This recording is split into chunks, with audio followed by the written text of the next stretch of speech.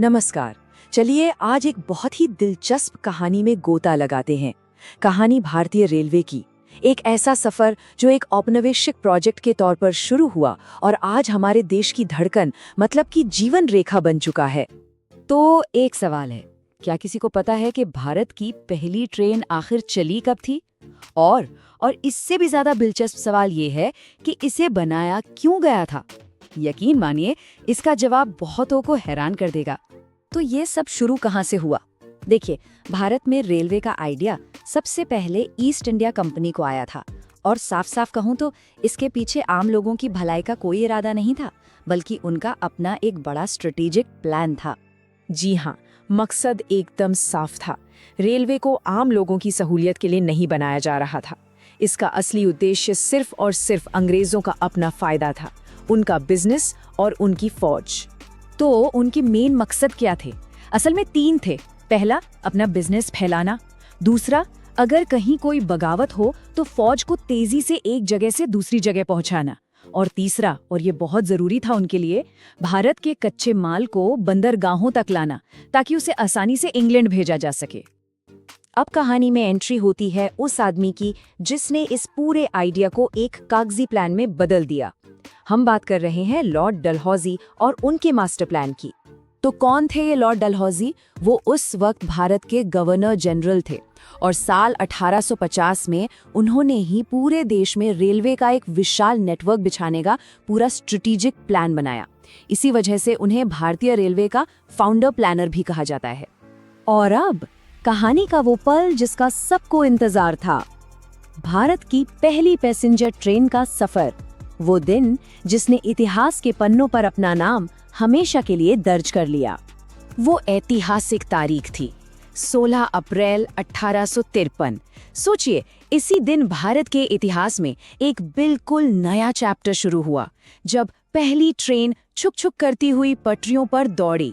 चलिए इस पहली यात्रा की कुछ खास बातें जानते हैं।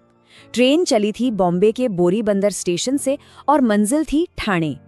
इसने कुल 34 किलोमीटर का सफर तय किया और इसे चलाने वाली कंपनी का नाम था ग्रेट इंडियन पेनिनसुला रेलवे। और क्या कोई अंदाजा लगा सकता है कि इस ऐतिहासिक सफर में कितने लोग सवार थे? पूरे 400 यात्री।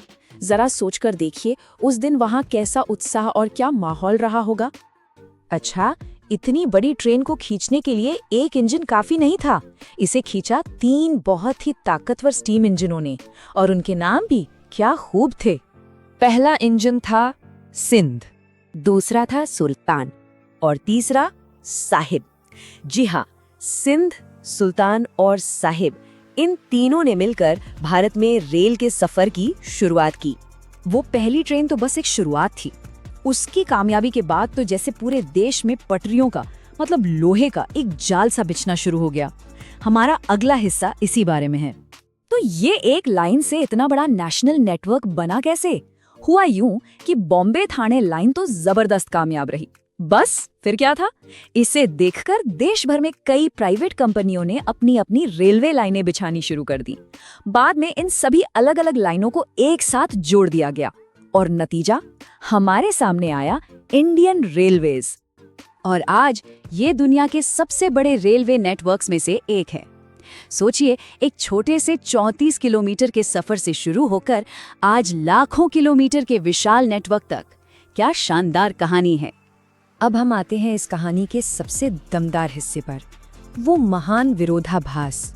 मतलब ये कैसे हुआ कि जो चीज अंग्रेजों ने एक हथियार के तौर पर बनाई थी, वो आजाद भारत की जीवन रेखा बन गई। ये 2 मकसदों की कहानी है। एक तरफ अंग्रेजों का मकसद था अपने फायदे के लिए राज करना, और दूसरी तरफ आज की हकीकत है कि रेलवे ही भारत की लाइफलाइन है। जो कभी उनके कंट्रोल का एक औजार था, वही आज हमारी राष्ट्रीय एकता की पहचान बन गया है। तो आखिर में एक सवाल छोड़ जाता हूँ कि कैसे कोई चीज जिसे बनाया तो गया था औपनिवेशिक फायदे के लिए, वो एक आजाद देश की धड़कन बन गई।